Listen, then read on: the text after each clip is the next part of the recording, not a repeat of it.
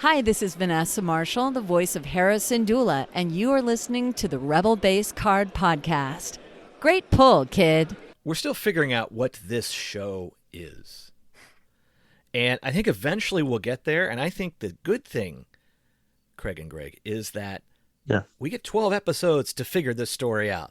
True.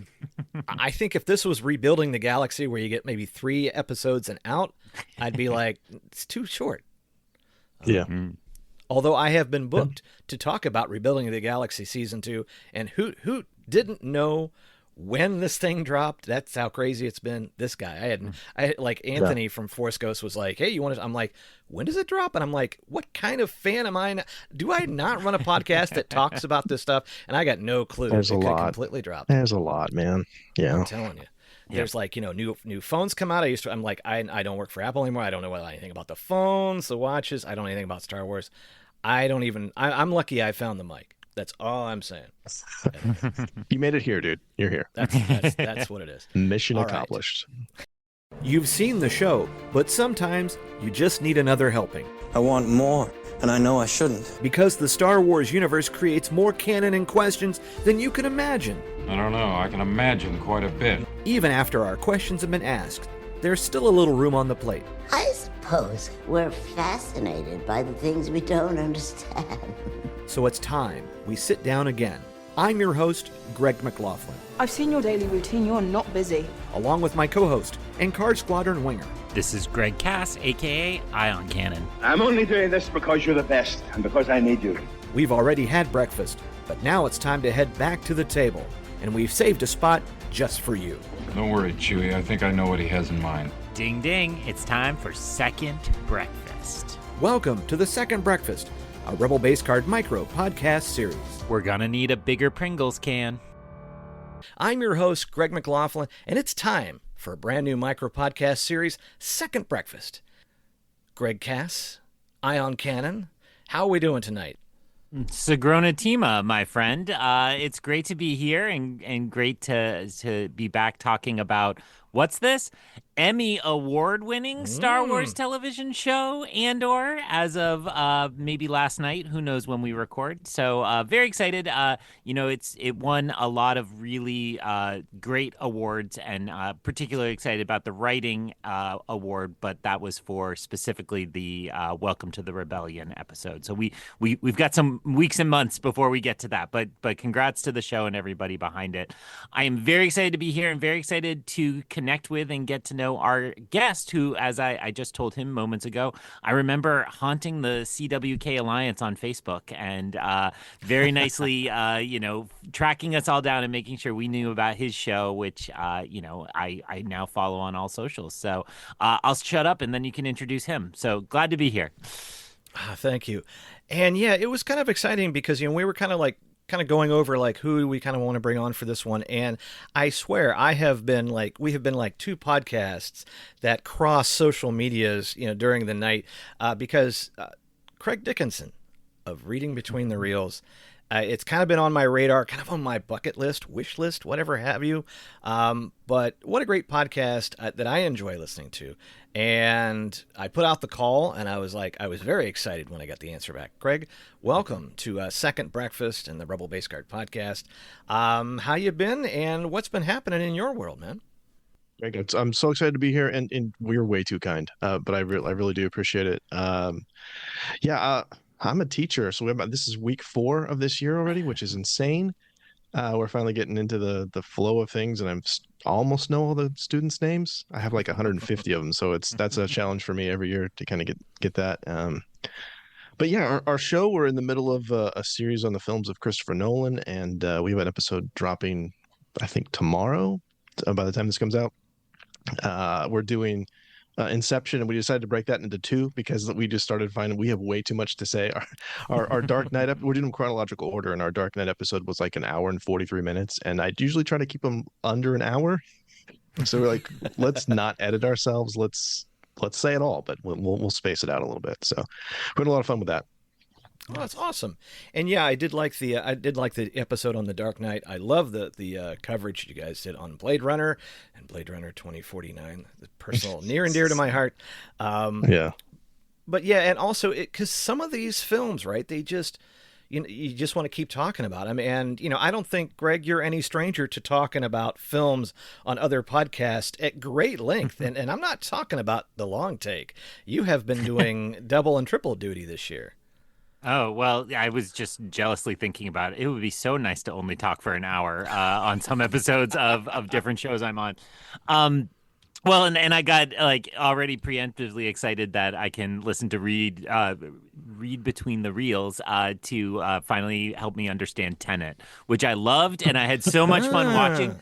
But I don't think I've watched it and really understood it. So that might be a 4-parter if you really try to explain it all. But and I know I've been jumping around. I actually have been in the middle of a very World War II fall because I've been over on Force Ghost Conversations talking Schindler's List last week. And then this coming week, I will be on talking about Masters of the Air. And then on Long Take, we just did Casablanca. So I'm excited to talk about, Andor, but that puts me right back into the world of like rising fascism and a whole bunch of things that feel very familiar to where I've been this fall. But, it's been a lot of fun talking and jumping around between shows. I think somebody at work asked me, they were like, "Oh, you were like a professional podcaster. How do you do all that?" I was like, I just go to my basement and turn on my mic at the time somebody else tells me to, and they do all the hard work. They do all the real, I just ramble on, and then we somehow have people who care to listen. So as long as it works, I'll keep at it. I think the key there, Greg, is you got a great background. It's not virtual like mine. You have there's shelves of books, we have props, we have lightsabers, there's posters. Craig can't even see the R2 cooler on one side of the room. That's way over there. I know. And then when you flash, like you've shown me shots of like what you're staring at, and it's like this gorgeous, like, old brick concrete thing where you're just like, you look like you're podcasting from an Indiana Jones movie. Sorry, I don't have the theme. That's old Jen's stick. But it's odd because we brought not one but 2 film podcasters on, and as we were recording today, Robert Redford has passed. And I just wanted to start with Craig. For me growing up, Redford was already, this mega star. He'd been in so many different things, but I just kind of want to get your thoughts on him, his career, and maybe what some of your favorite films are, if you have any of his. No, for sure. I mean, I'm a Gen Xer, grew up in the 80s, and so I think the first thing I saw of his was The Natural, which always has a soft spot in my heart. But even beyond that, like I was fortunate to have parents that were like wanted to introduce me to movies that happened before I was born, and so I, at a very young age, I also watched The Sting and Butch and Sundance, and love those films. And I've been able to show my son. He's seen Butch and Sundance. He hasn't seen the Sting yet. So I will always. Those will be my 2 kind of just co-favorites. I think they're both perfect movies. But I also love The Natural and have just followed his career. Little bits here and there. Loved him in the MCU. That was just kind of fun, just a great director as well. And yeah, no, it's. I haven't seen all of his films, but I've enjoyed him in everything that I've seen him in. And yeah, it was kind of just a little bit melancholy about, oh yeah, I mean, he's 89, full life. You're kind of life well lived, but it's also, of course, sad when someone passes. So but it definitely made me want to revisit immediately. Like, oh yeah, I've been meaning to watch The Sting again. Let's do that again. Well, let me ask you that just as a quick follow-up. Have you done some or any of his films? And if not, which one would you try to introduce on the program? Yeah, I actually I posted something in our Facebook group like about an hour or so ago, just a little, I think it was the Variety story, and I just put RIP in, and I said we have to do The Sting and Butch and Sundance. Nice. It's like that's my immediate one to go to, and because he's so many, but you can kind of do those as like a mini series because those are both. What was it? Walter Hill that directed both of those. I mean, and obviously both star Newman, so they're it's like a spiritual duo of the 2 films. There's others I love as well. Obviously, The Natural, as I mentioned before, but those would be the 2, like for sure, that I'd be like. And I don't think my co-hosts have seen either of those movies, so those would be the ones. But I'm going to make you guys watch this. I have an excuse to watch these movies and make you watch them. So those are the ones I go for. Solid choices, Greg. What about you? I know you're just a hair younger, but I know that he still had a career right up through, like I said, through the MCU, the earlier parts of the MCU. But what are some of your favorite films, if you have any? Yeah, so I had been working on a couple movie projects for my own viewing this year. I finished up watching all the Best Picture winners across the 96 years of the Oscars, and then a friend had given me a poster of like these are the 100 movies you got to see before you die. So I was trying to you got to scratch them off, and so I was filling in that. And so just this year, I have watched All the President's Men, Butch and Sundance, The Sting, and Out of Africa. I think all of those came this year as one or the other projects. I loved All the President's Men. I read that book for a history class. I think back in high school, they let us pick during the summer, like you had to read 3 books to get ready for history, and so I picked that and got completely lost in it because it's so hard with all those names, and I didn't know any of the real history. So I was like dreading watching that film, and then it's like, I mean, I knew it was a classic, but it was so well told and well acted that it was really fun, and I like a good journalism story. So it was a standout. I have a trickier relationship with Westerns, but Butch and Sundance was a great one for that genre, even if that genre is not my favorite. Something I return to. But what about you, Mr. McLaughlin? Again, I listeners, we're gonna try with the Greg and the Greg and the Craig. But so Greg number 1. What was your standout? It's funny because sometimes I would get The Sting and The Hustler mixed up. Paul Newman, of course, is in both. But I think one in the last 2 or 3 years I got a chance to see was 3 Days of the Condor. But I'll just say, if you like slow horses, you're going to love 3 Days of the Condor. But it's just one of those where, especially, seeing him at that time, and in our thread this morning when they're talking about Out of Africa, and or The Way We Were. You put him on, he has that kind of Brad Pitt, George Clooney wrapped into one where it's just like he just can carry really by doing very little, and just really a great actor. But I also threw in The Last Castle, one because I love James Gandolfini, but just it was just a wild ending to that movie as well. And if you haven't seen The Last Castle, it's an easy watch. But also I kind of threw in there, it's like there were some crazy movies, and I don't know if you remember, Craig, The Electric Horseman. That was one I didn't see, but it's just one of those I remember when it came out, and you're going, same way. Yep, I can vague recollections of maybe being on TV as a kid. But yeah, and then seeing him, of course, was it in Sneakers? I think it was that. That was good. Yeah, Sneakers. I always forget about Sneakers, but I'd watched it recently. It's so good. It holds up too. It's really, really good. It's a great cast. Great film. But yeah, just one of those where, especially, like I said, we're talking about Andor season 2. I promise. But it's just, you can't let this go. And just to have, of course, having 2 film podcasters on, it was great to kind of get a chance to talk about it. And, hey, if any of you out there who are listening, if you haven't seen some of these movies, it's kind of a chance to dial up. I'm always kind of looking when I go through iTunes, looking for not only for deals, but a lot of times if they have iTunes extras where you may get commentary or you may get a little behind the scenes, that's always kind of a treat, as well as any of the theatrical trailers. And so I'll be kind of maybe shuffling through some of those and maybe getting some of the ones that are maybe I can get on the cheap. But it's always nice to kind of put into the rotation. But I think I'm about due for the Sting. I think I could totally do a Sting rewatch. I think I would enjoy that a lot. Bum, bum, bum, bum, bum, bum, bum. Oh, sorry. I was starting it for you. If you don't think I'm capturing that audio later, you have another thing coming. You just, that was chef's kiss. Very nice. There was no background noise. Ding. There we go. Craig, before we kind of dive in, we are talking about episode 2 of season 2. But I am kind of curious your overall kind of thoughts on the season as you were watching it. You see, you're kind of watching it as it happens. Did it kind of meet? Did it kind of blow away your expectations? How do you kind of feel about the season? How it kind of dropped? We obviously know it picked up a little bit of hardware recently.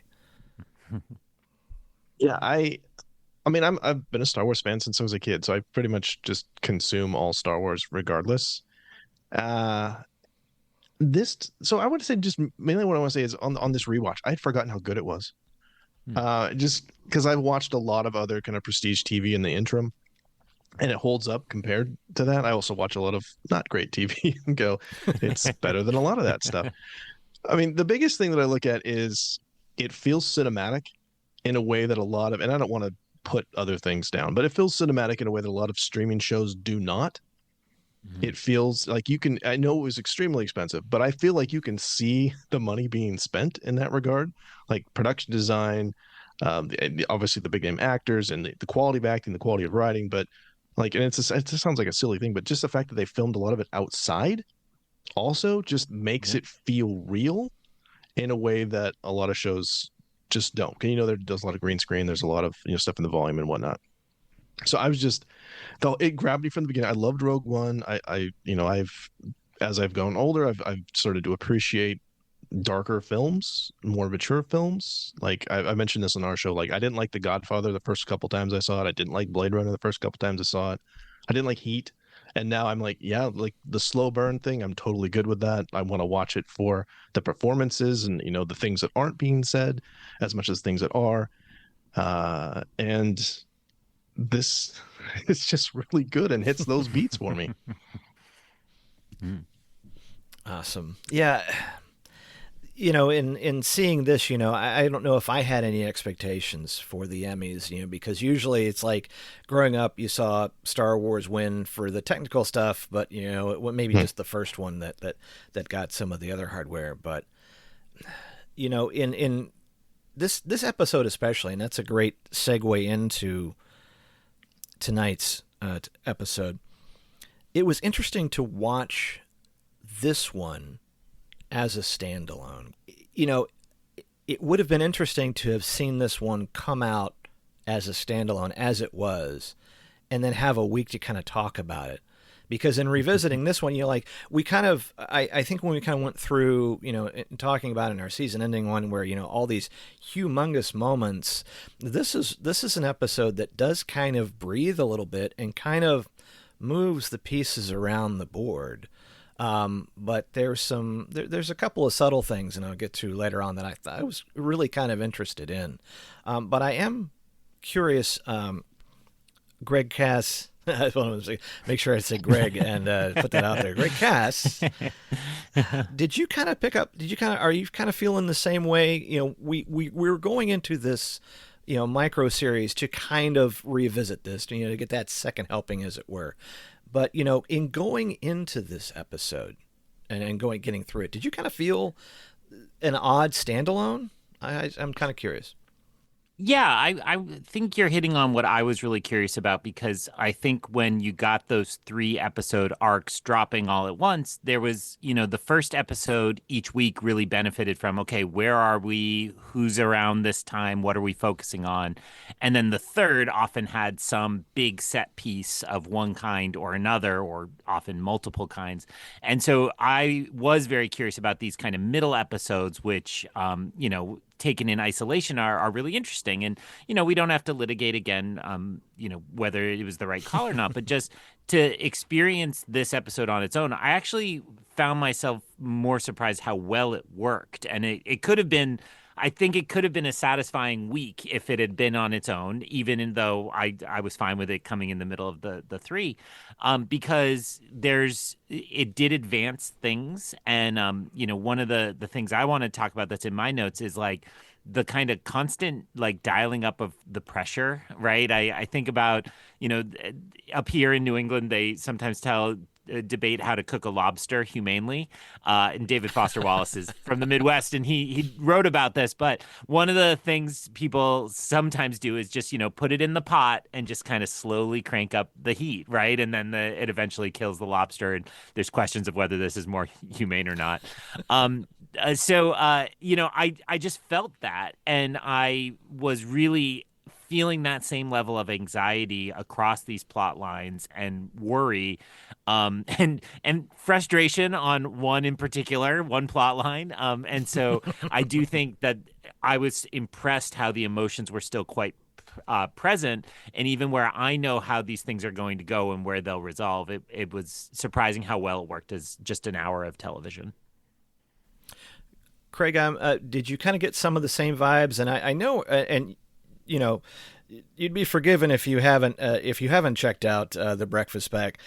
We are on record as far as what I like to call the Seagull Squadron. There's Phoenix Squadron, and then there's the Seagull Squadron, and you'll understand why I call them that.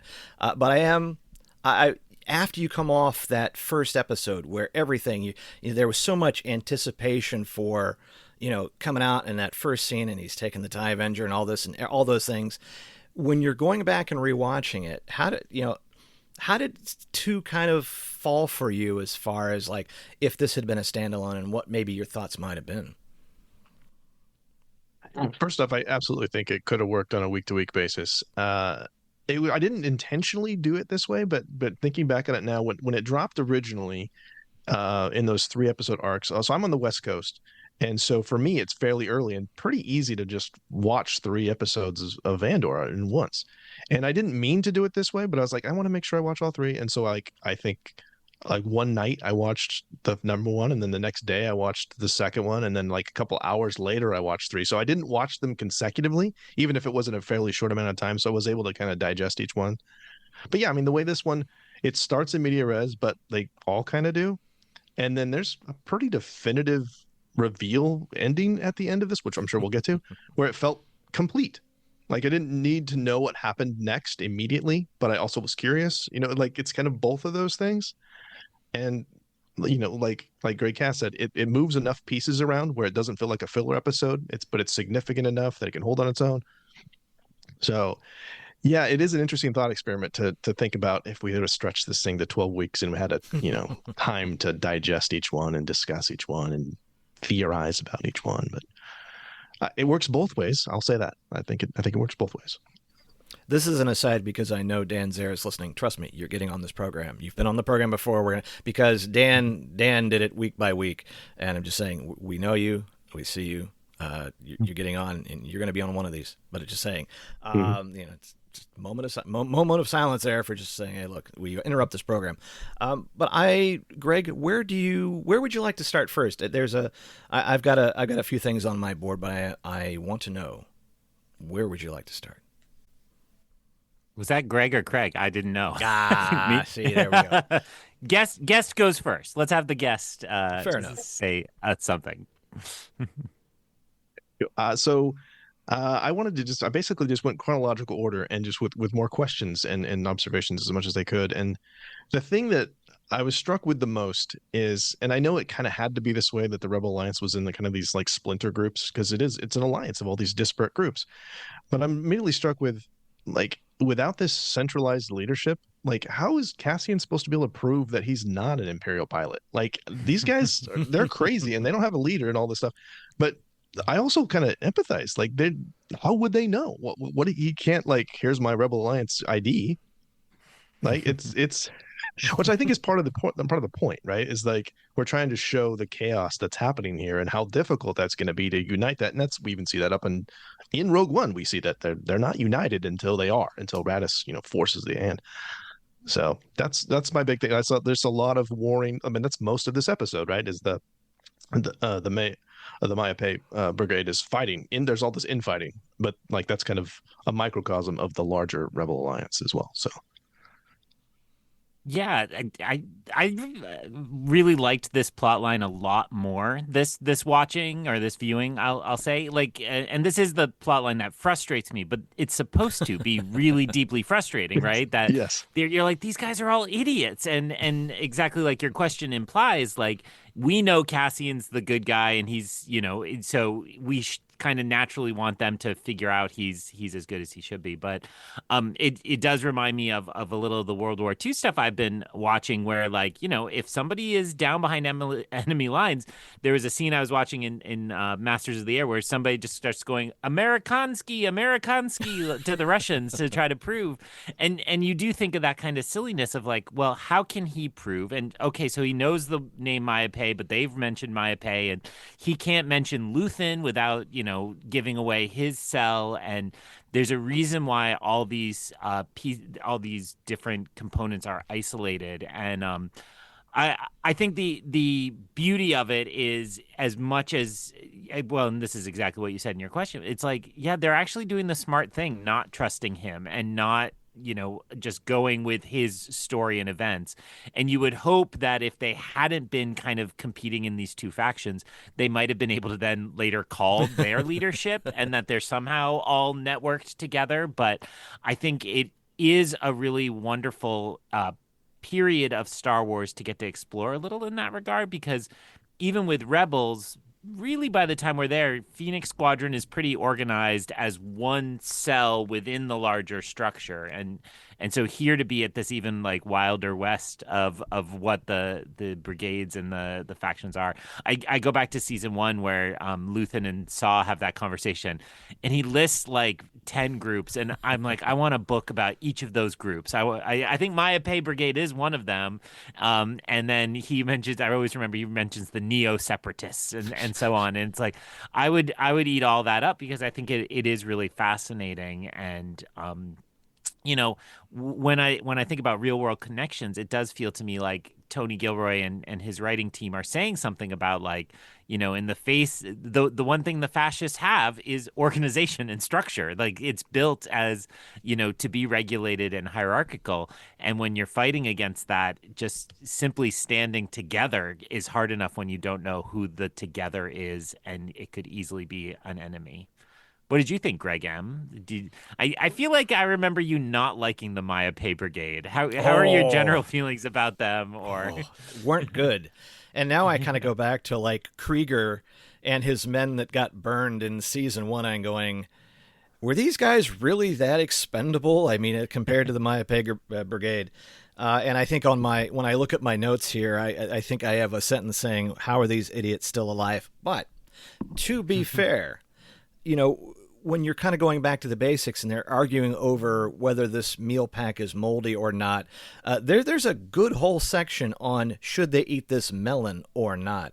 But it does kind of, when the chips are sorted out, you start to think about who are you recruiting at this stage, right? Because probably there's a good stable part of the universe that does not like the Empire, but they've got jobs right there, and maybe the Bureau of Standards, as we'll get to later on, because there's a future there for people who dare.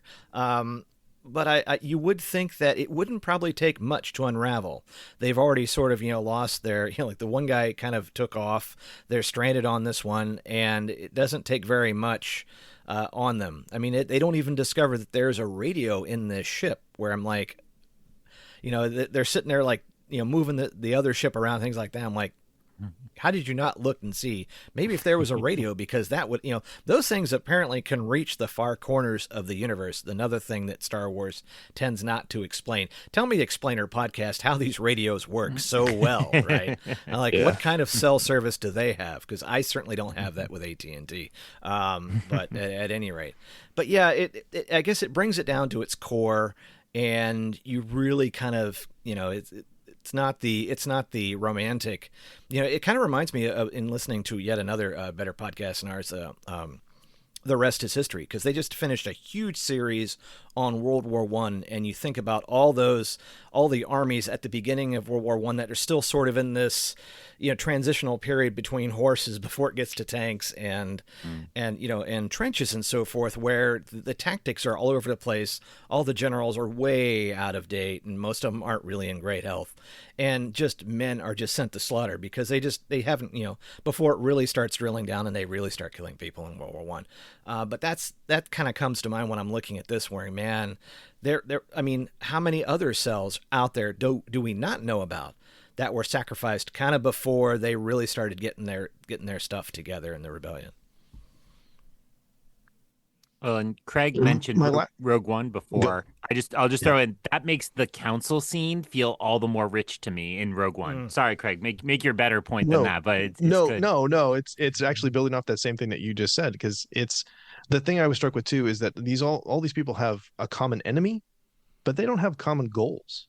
And I think that's the problem, right? They all hate the Empire, but they all want very different things and in very different ways. And like, I mean, no wonder they're having a problem. Like, they can't even argue about their command structure on within the camp. They have very little in common other than we hate the Empire. Like, that's it. They got a Yeah, badge good maker, and point. that's about it. Yeah. Right, pants.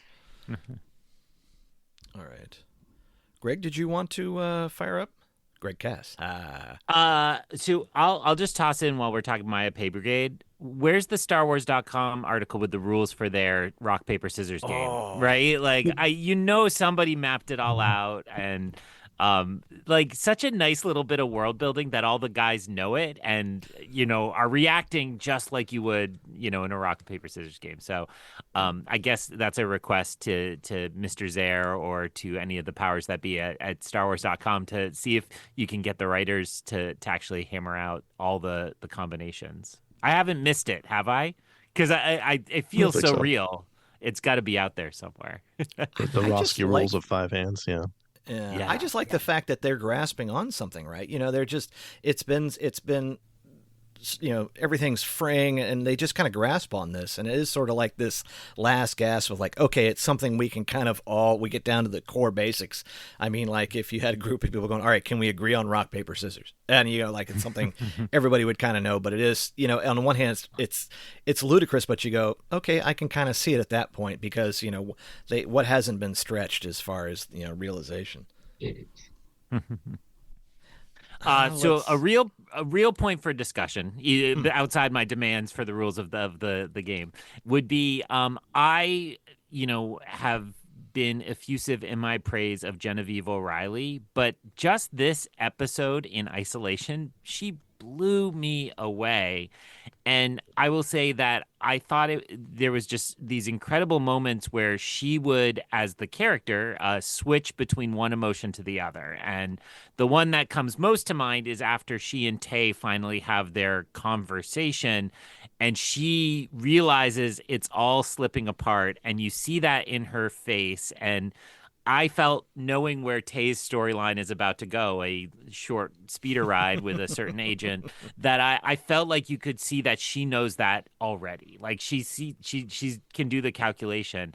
And the way Genevieve O'Reilly can kind of slip in those emotions and then pull it together, because she's a host and she's hosting the wedding and puts that facade back on, was really incredible to me. So I want to hear each of you, talk about the Mothmas.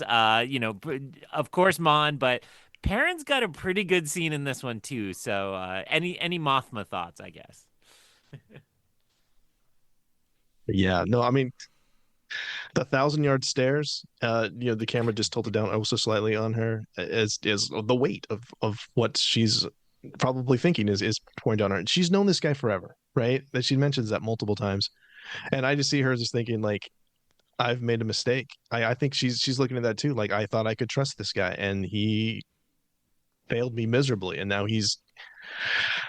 but she's hiding it so well. And that was the other thing, like really, because she puts on the brave face. It's like that very British stiff upper lip thing, right? And does that, and yet Luthen can see right through that too. So the interplay of the two of them. But yeah, no, she owns this episode. She crushes it. And all of those scenes where you can just see, without saying anything, you can see exactly what's happening on her face. You can tell what's happening in just those private moments with Tay, right? But you can it's just that. Yeah, I don't know why this episode could have been nominated for acting too. It's just for her. She's so good. Did he give you a number? I love that. That. Yeah. Yes. I love where it goes, because one of the things on my list to talk about was that opening scene between her and Perrin, which it was kind of this where you could start to see this back and forth, and they weren't necessarily, in season 1 where they're kind of at odds, and you could really see where, this is kind of a, it's sort of a marriage of convenience and all that. But on the one hand, it starts this very kind of back and forth, and they kind of see, they're kind of on the same page, and then he kind of, Perrin kind of splits off. It's like, oh, your boyfriend, huh? And, oh, we're talking about that again. And there's this, they're still showing this tension. And I was kind of curious, is this, and then seeing him later with, is it Skulden's wife? They're a little more in the background. And I start to go, one, is that kind of, here's where it kind of ends up later. But I started to kind of go, man, are all these kind of marriages this way, or at least in this kind of circle where it's kind of like it's an arranged marriage of sorts. It's there. It's kind of maybe expected that you have, for lack of a little piece of chicken on the side, as it were. Yes. I don't know. That was loose in my head somewhere. I don't even remember where that comes. Please don't at me or tell me where that comes from. I don't care. But it is sort of expected that she would have this, maybe in her either that level of, or in those circles. But she still kind of goes, "Oh, we're on that again." But I was just kind of curious your thoughts as far as, is this just more of a common type relationship? Is this just how it works? Or, did you get a little more of a breadth of their relationship? I would say it really, the way Perrin brings it up so casually, right? It isn't an accusation. It's like he assumes she does have boyfriends and he must be one of them. So that makes me feel like it's either accepted in Chandrillan culture. I mean, you get the Star Wars problem where if like one guy's a bounty hunter, it's a planet of bounty hunters, right? So who knows if it's just like this weird social circle or this family or the whole planet, but I'll shorthand it as the whole planet. But like it does feel like it's accepted, and we certainly, to our knowledge, the Mothmas are still married at the end of this show, and he's obviously been having some wild times, as we see in his last shot. So it seems like it's probably just accepted. So much of their relationship feels like they're living in parallel that would only kind of naturally be a part of it, it feels like. And now I'm worried that I'm sounding like I'm endorsing infidelity in some way. But really, I do just feel like it seems like they live such separate lives. Like in season 1, all about his gambling and those problems. It's like, I'm dealing in broad strokes and stereotypes, but he's probably around and having a party all the time that involves other women, that involves other attractions and carousing, and not just that. So the casual nature of the query makes me think, yeah, this is something that's expected here. Yeah, it's much less adversarial in this season than it was what we saw in the last one, and it feel like when they have a common purpose, right? Like this wedding is this massive political event as well, that they both are required to pull this thing off, and they both like, I love what you said, Greg, about them living in parallel, because that really does feel like we have a common purpose. You have your role, I have mine. Let's just get through this. That Mon mentions that multiple times. Like, we got 2 days down, got two more to go. You've got your role, I've got mine.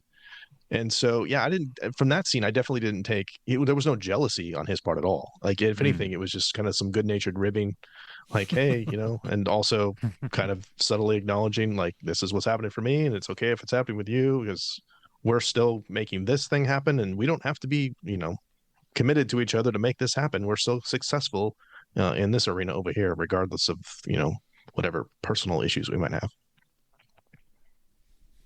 Good point. I know there are. I know we will probably spend a little time on Mina Rao. There are 2 smaller scenes in the earlier part of this that I'm really hoping was on Craig's list, and I would be happy with either one, or we can go to Mina Rao. What do you want to talk about? Like, I got a big list. What specifically are you thinking about?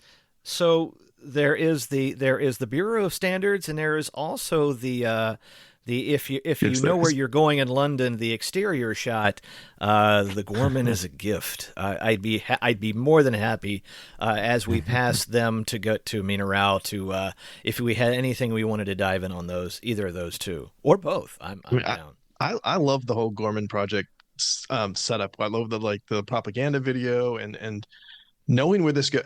This is only the second time I watched it, so knowing how that's going to go, and just to see the layering in of that, and to pay attention to, you essentially know what's going to happen. You can pay closer attention to the dialogue, and so little bits like Krennic's thing about, like, your colleagues, your bosses, anybody else, if they're not here, they don't know anything about this. You do not talk about this.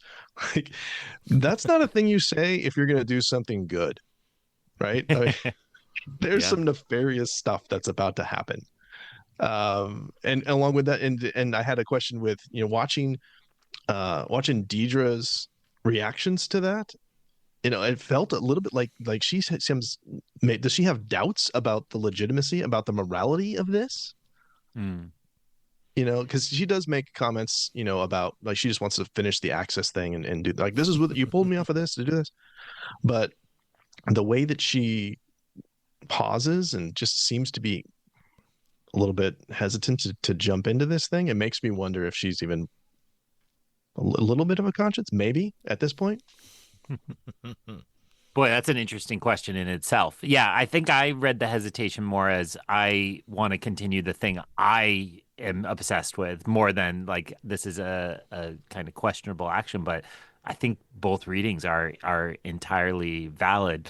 And one of my themes I dragged out for this episode is just trapped, right? Like, and she is another example of being trapped. She has no actual choice. She has the illusion of choice that she is told she could choose to join this project or not. But I think, Pendergast? Partagast. Yeah. I mean, there's so many syllables in that. Partagast. Pendergast, though, I would be acceptable. There we go. Yeah. But he makes it very clear, like, you only think you can choose. Krennic gets what he wants on this. And again, we know from the larger structure of Star Wars, like, this is the ball game. And, what I also love is that we know that it's this exact hesitation that Craig just pointed out. That's what takes them all down, because she can't stop looking for Axis in those later stages, which becomes how she stumbles on and the guy with her access. And it's the very small dominoes or the pebbles that lead to the avalanche of everybody's ending at the end of this show. So, and never mind like Luke Skywalker who blew up a Death Star or some such, some movie. So it is exciting to kind of have that bigger picture and yet realize that if I guess where I just complimented fascists and said they have the hierarchy and the power structure, like, but this is the problem, is that it's humans, right? And humans are still going to get to make their choices. And as much as you trap them, they are going to still be themselves. That's very Nemec, right? That freedom will always break through. Something will break the siege, and she's got a little of that attitude. Greg, I know you're really just like salivating thinking about how Edie Karn's coming to dinner, but that's not until next episode. That's not. I'm biding my time.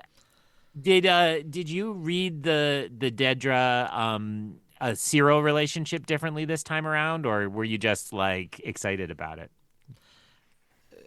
The one last thing I will say about Partagaz that I kind of notice is maybe he's more of in a mentor role, that I think he wants to kind of ride her success. Because we see in season 1 how he's more just, all of you guys are idiots, and you're going to get me, you're just going to give me headaches. But here he's like, Gorm is like, he kind of chides her. It's like, he's here, he's there. And I'm like, please say Scarlet Pimpernel. But... and then he says, like, first catch him, then make him famous. But so he's still very much in a coaching position, and I'm kind of, I guess he has to kind of be there because I get a package deal, I think, because it wouldn't make sense. But I do feel that, for Krennic, as you were saying, like, Dedra Meero is still the prize of this, and it's hers too. But also all of them are like, hey, this thing goes down, it's your butt, not ours. But I would say on Cyril's note, in looking at his expression when he's like, "Oh, I could tell her you haven't come home yet," and then when I think at the end of that scene where you see him, there's a bit of a smile. He's thinking about her, and then he's thinking about his mom, and you could see there's a lot going on in that face, and that's something that I was very surprised when you saw them together. I was like, wow, okay, because, they kind of came together at the end of season 1, but here it's just in this very sterile environment. And, it's always funny because, like, she's almost scarier when she smiles sometimes, and that's not a slight. It's just one of those where you can just see there's a lot of things happening for both of them. But yeah, it's just one of those, and boy, when we get to it next episode, whoever we get on, you're just gonna give me the floor for about 10 minutes, and I'm gonna go whole Edie Karn. That's all it is to it. I'm just telling you straight up. You cannot download the next episode, but I'm gonna talk about Edie Karn. But anyway, just. When you know it's coming, Craig, talking like when you know it's coming, you're just like, all right, I can just enjoy this one. And even if the scene is short, you know what's coming. You're like, oh yeah, here it comes, here it comes. What was interesting too is they don't say his mom's coming in this episode. Right. You don't really know what he's just like. We could just pretend you're not here, or what does he say? We can just say you didn't come back, and you don't know what that means. Yeah, like I mean, we do because we've seen it or whatever. And I was like, because these things bridge together so well. I was like, doesn't she show up at the end of this? When does that come in? And so I was like, well, that's an interesting way to kind of, there's just foreboding like what we're going to do. And then boom, it's his mom. Like, yeah, that makes sense. But yeah, I was like, they're together in this way. I did not I know some time has passed, but like we jumped, and I guess, that's fine. Things happen. But I was also like, really? Okay.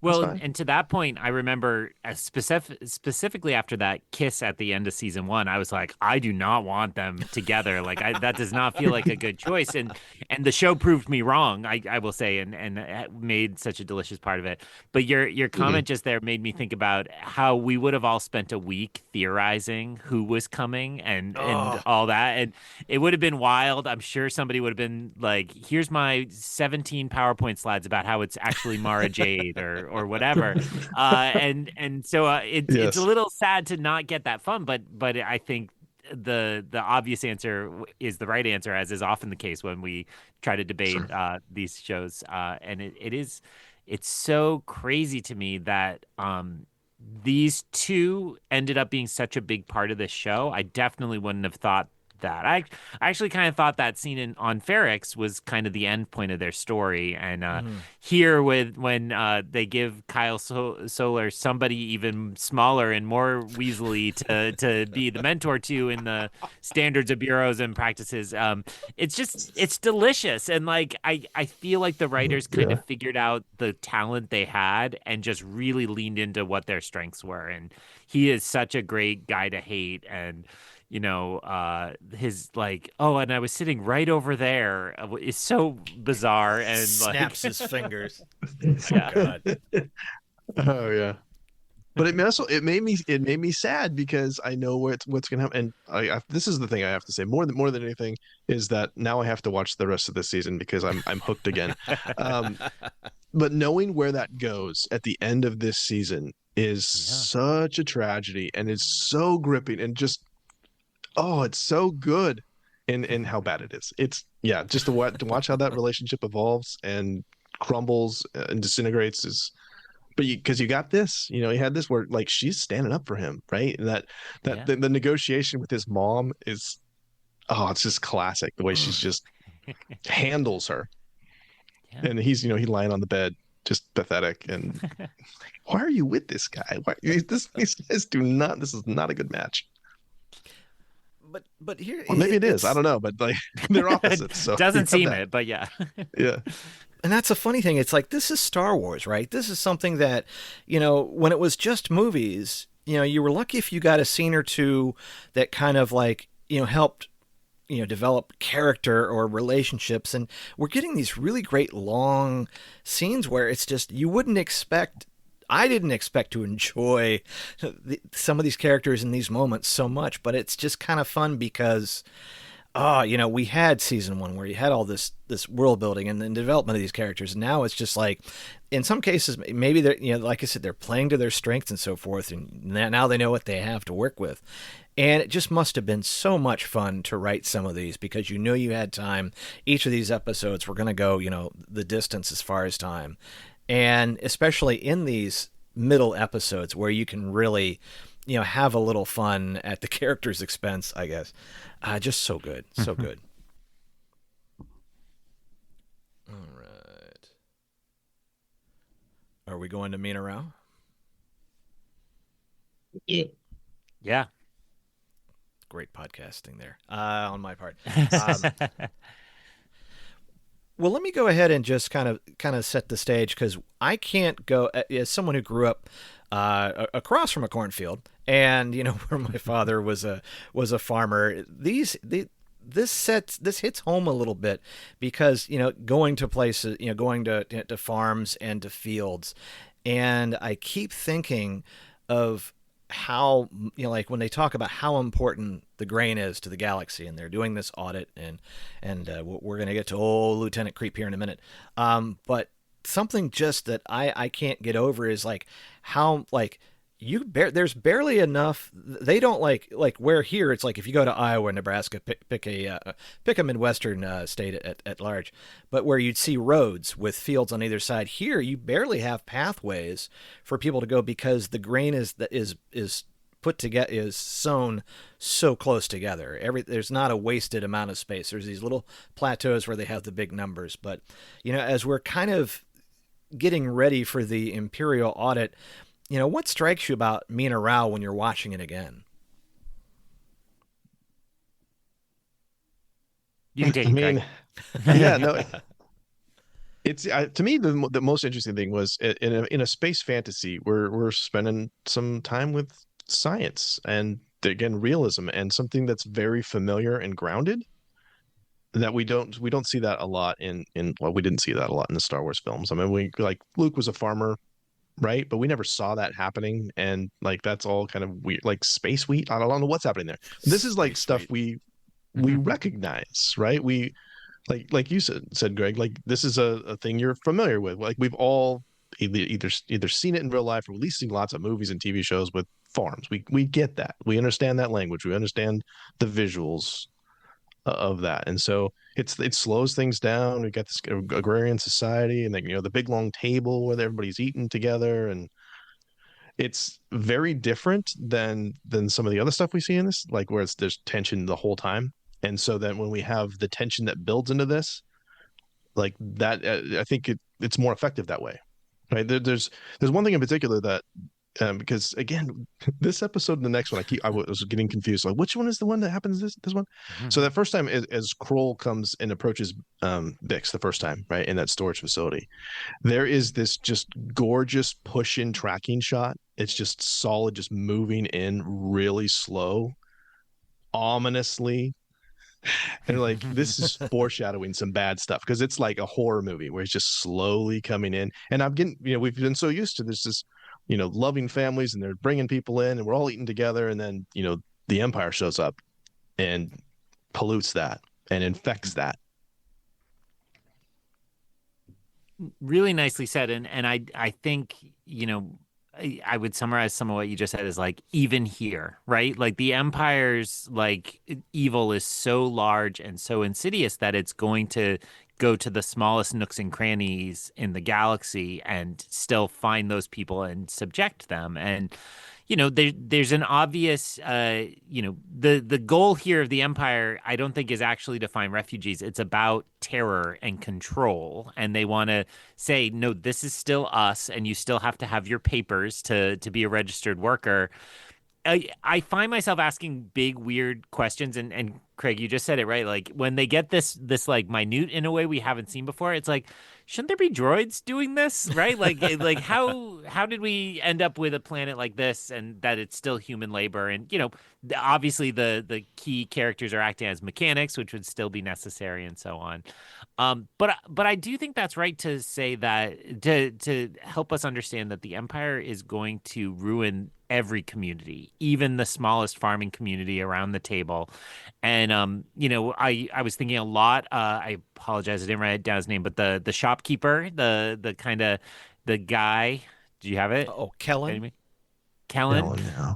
I'll trust both of you. But thinking about how like this is going to end with, the moment we kind of really debated in the first pass on these episodes of, did he really betray them or was Brasso, faking it? And I'm still team Brasso was faking it. I think he really was pretending that he had betrayed him so that he was safe from the Empire. And so it is this way in which like you realize the heart of Star Wars is the people. And when Jyn Erso says it's not a problem if you don't look up, That's a lie, right? That's wrong. I mean, maybe she's escaped, but these people aren't looking up. They don't care what's happening on Coruscant, and yet the Empire is here and disrupting their lives and taking those they love. And I mean, as the creep shows, taking whatever they want, or at least attempting to take whatever they want.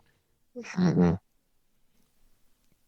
You can just see, I mean, like as Craig was talking about the tracking shot, you can just see the creepiness kind of come in, and just the power and the arrogance. Like there's nothing that I'm not in control of.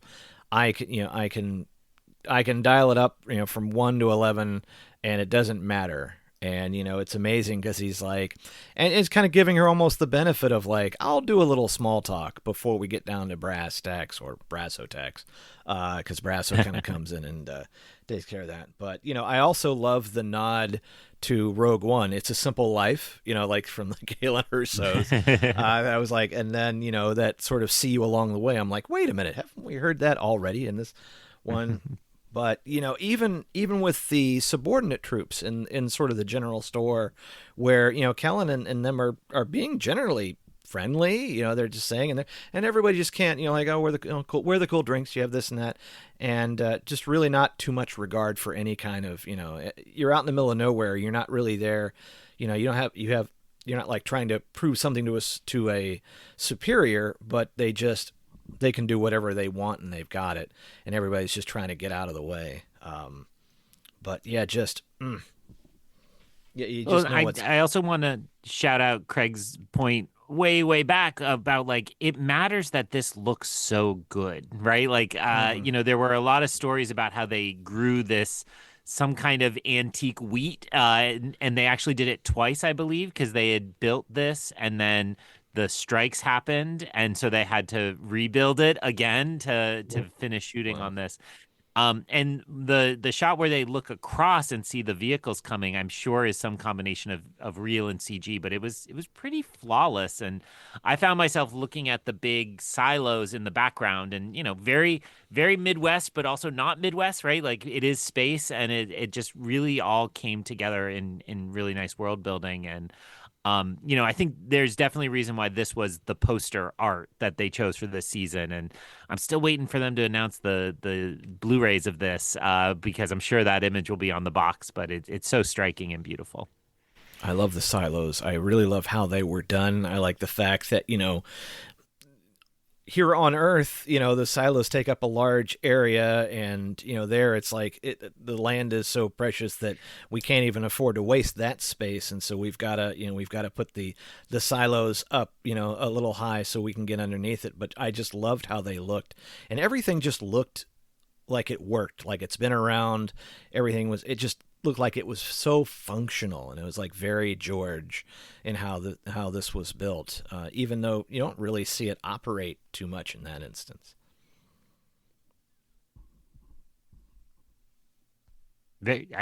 Well said. I have nothing to add to that. I'm not from that part of the country, but I completely agree with you. And I do think that there's going to be debates, I think, forever about will the streaming environment allow a project like this or something like The Acolyte, which had this level of production design and world building. I mean, that costs a lot of money and takes a lot of time. And I think as we're seeing the budgets get cut, these unfortunately may be like relics of a particularly rich moment in the streaming environment.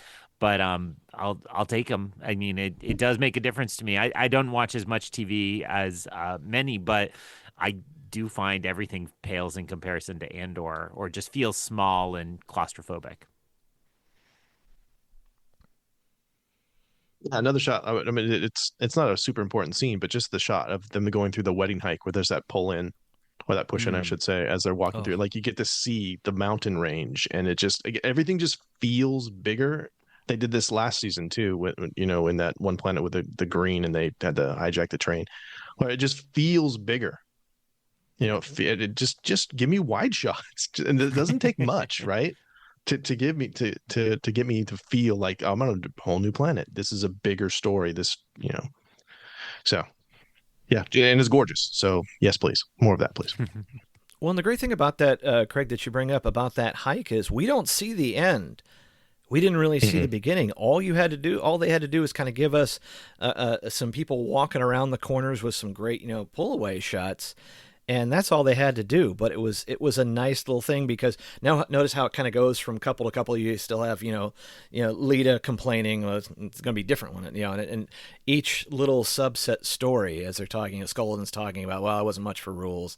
And then to Mon and Kel, it's just it's just really nice. And then that's it. They didn't really have, it was an efficient scene, but it said a lot and it showed so much more. Yeah. One thing I want to talk about too, just as many different subplots as they had going on in this, the editing in this episode is fantastic. And there was definitely more than a handful of times where a character would mention, like, hey, I wonder what's going on with Cassie. Boom, now they're showing Cassie. And we're subconsciously like, I'm looking forward to, oh, there it is. And you paid that off for me. So it's to string that all together where you didn't linger too long with any one thing. You didn't have an opportunity to get bored, no matter what you were looking forward to. Well, and that's an excellent point. And I'll point out the thrill of being on Chandrila and being outside was not lost on me as a longtime Star Wars fan, and getting to see all of that planet. And it, for those, I assume most of our listeners know, but like Chandrila has always been in canon since Mon Mothma was introduced. It's always been the planet she's from. It's been in role-playing games and will be where the New Republic sets up its government. And, we're already, I think, there in the comics now, kind of post-Return of the Jedi. And they decide that the capital will rotate. And I think it's Chandrila and then Hosnian Prime. And so, it is like a thrill. And I don't want that to be lost, that like we got all this Chandrilan culture, but we got to see the planet in those wide shots, as Greg was pointing out.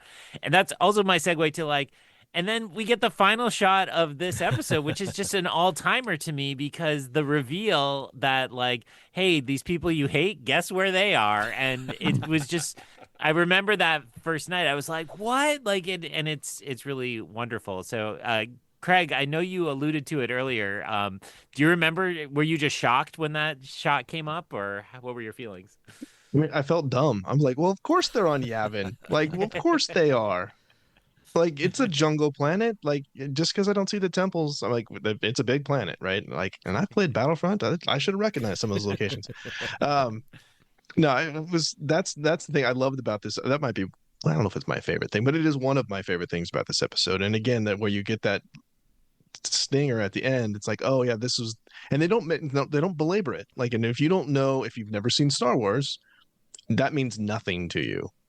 But if you've seen A New Hope and even Rogue One, you're like, oh my gosh, they're here. And then, yeah, that's another one. And hey, we're going to probably talk about this a lot. That would be another thing where, like, if that was the end and then we didn't get another one for a week, like we'd have been talking about that continually for 7 days. Yeah. But yeah, I just felt dumb. Of course it is. Well, it just makes their situation, the situation even more dire, that you know what's coming, and everybody's fighting to get off this planet that everybody eventually will get onto anyway. I think it was just a very nice, chef's kiss on it, going, that makes a whole lot of sense after we've kind of watched them, try to move an incredibly heavy, TIE Avenger and play, rock, paper, scissors, and have them, Cassian remind them, I'm like, you should probably bank some water. It's just one of those where, as Greg kind of alluded to, it's like, in some ways very frustrating, but I think a nice kind of payoff for at least this part. And, who knows what ever happened to that rebel cell. But I don't know if I want a book or a comic book, maybe a little passage on Star Wars com. Yeah, they all died. But, alas. All right. I threw it in at the end of the last episode, but I just want to shout out again, like, part of why they're so annoying. Tony Gilroy has said in interviews that basically he was hanging out with his son and his nephew, and the way they bickered with each other over Thanksgiving or whatever it was incredibly annoying. And he's like, I couldn't get a thought in edgewise. I was like, these are both idiots. They're just constantly contradicting each other. So he wrote the Maya Pay Brigade and cast them as the two leaders of the two pieces. So a lot of, nepotism going on. See also Dan Gilroy, the very talented screenwriter writer who won the Emmy, is Tony's brother. But I love that. I really have loved watching Tony shape this universe for a little while, and if he wants to throw his kid in, go for it. I mean, wouldn't we all? Yeah, exactly. It's like, you're going to be a rebel. Yes. However, you should probably read this and then go on. Yeah. Well, it wasn't distractingly so. It wasn't like I was like, oh, that must be his kid or anything like that. Like, it worked. Yeah, it's they fine. were good. Like, yeah. Very effective. Very effective.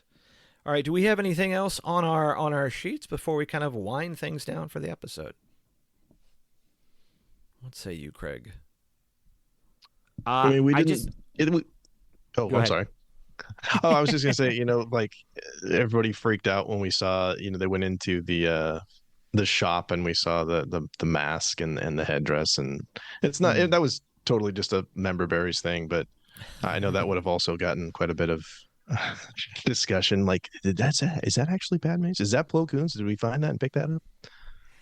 Just kind of fun little thing. That Again, game if you don't hasn't know, you don't gotten know. old at all, Yeah. right? Like, I was still like, oh, where it is, and the Indiana Jones things that are in the deep background in some shots, and like, it's really fun to play. So great shout out. I think that's right. Yeah. Did anybody, when he's going, like, she's like, I can't get comms, and he's like, well, you're going to have to get a ride. And then it pulls back, and I think it was, I don't know whether it was Parent or something like that. I thought there might have been something more into that, and it really wasn't. But I did, that they sort of like stay in the background, but there's some great scenes between Luthen and Clea that obviously we talked about just now. Yeah, I just wanted to make sure we mentioned Clea's name. So you achieved that, but again, this is another where I didn't really care that much about Clea. I almost kind of forgot her from season 1, even though she's got some standout moments. And then now everything Clea does, I'm like, she's the best. Like, I want the tattoo. I want, everything. Sign me up for the Clea fan club.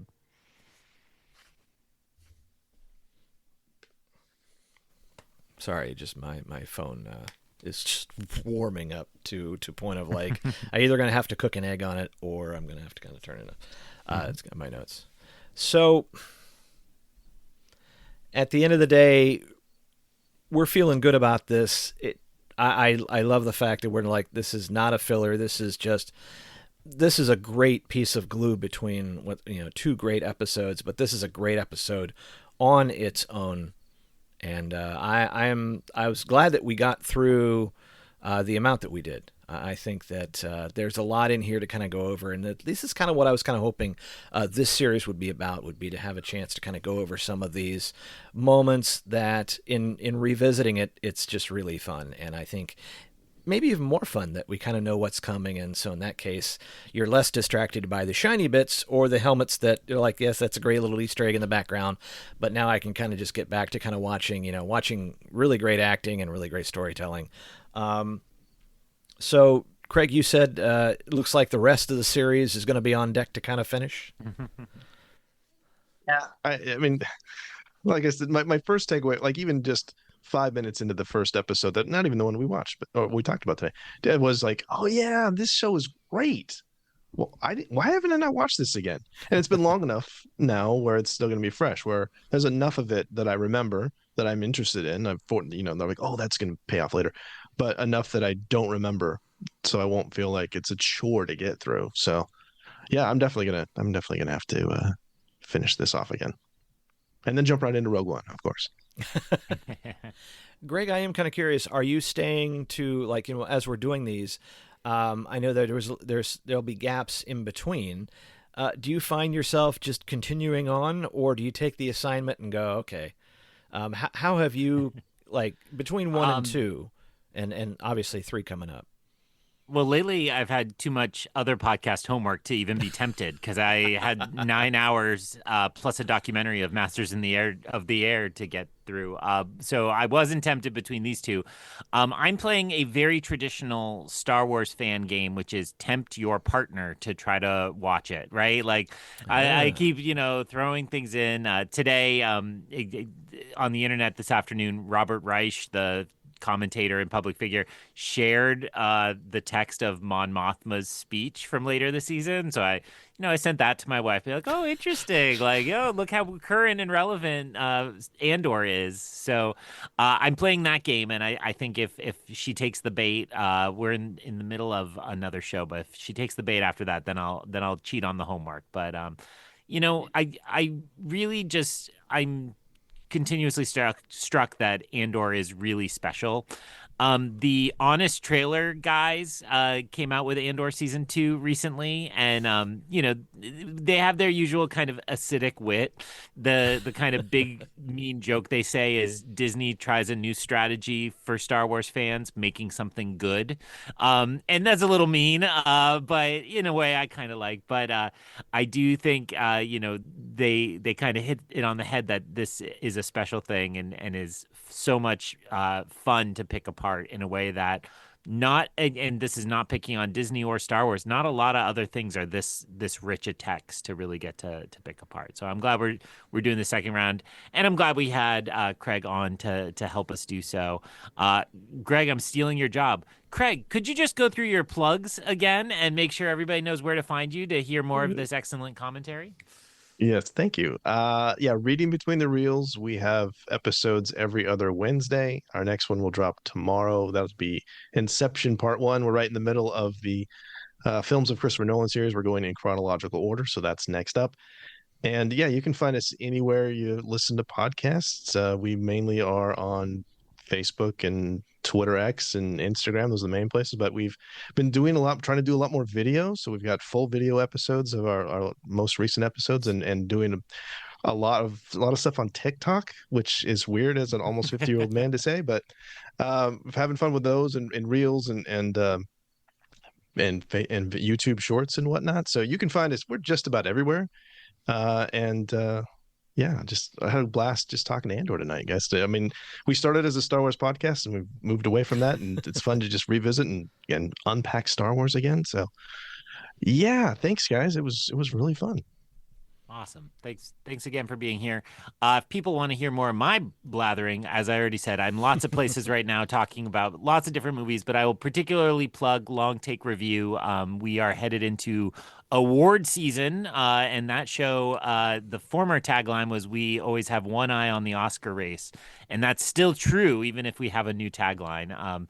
And so we're busy filling our schedules out because festivals have now happened, and all the really good award season movies are really starting to hit now, between next weekend and I believe the weekend after is the big Paul Thomas Anderson film. So if you're interested in really current stuff and checking out what's going on in the Oscar race, although the episode currently up is, as I said, about Casablanca, which is excellent and worth a listen, but we will then be turning right to award season.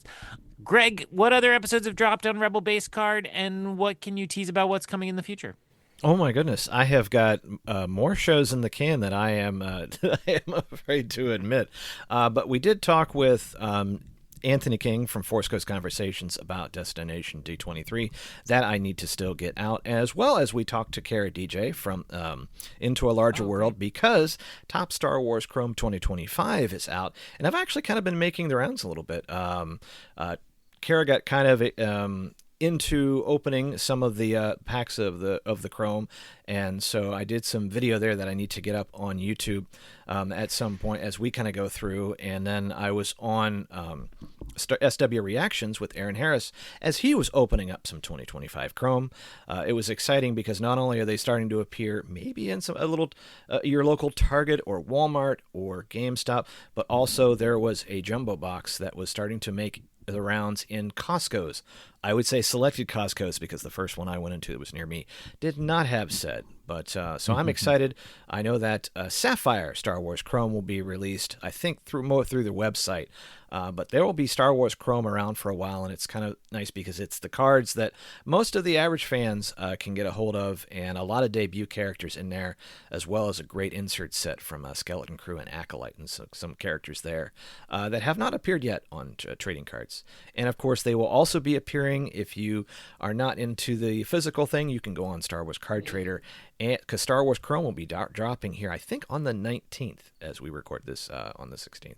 So if you don't want to pay for Star Wars Chrome, but you kind of want to check out the cards anyway, they will be in the app. So you can find me there at Cornfed Tech. Otherwise, if you have a question for Second Breakfast, you can find me on X, on Threads, Blue Sky, Instagram, Facebook at Rebel Base Card, or you can even check out the podcast on YouTube, because I do post it up there as well. Some people do just listen to the YouTube channel because that's kind of like their TV, and so I'm like, hey, I want to be where the people are. At any rate, and I just wanted to say, Craig, I always kind of look forward to the Friday where you've got you put the blast out, and I always try to repost that. Yes, thank you. Yes, very, very consistent in that, sir. Thank you. I always like our little interaction. It's like, hey, thanks. Hey, thanks. That has basically been us for like the last 2 or 3 years. But it's like, I feel like, no, it's our thing. It's like, this is what he does. This is what I do. And I'm like, yes.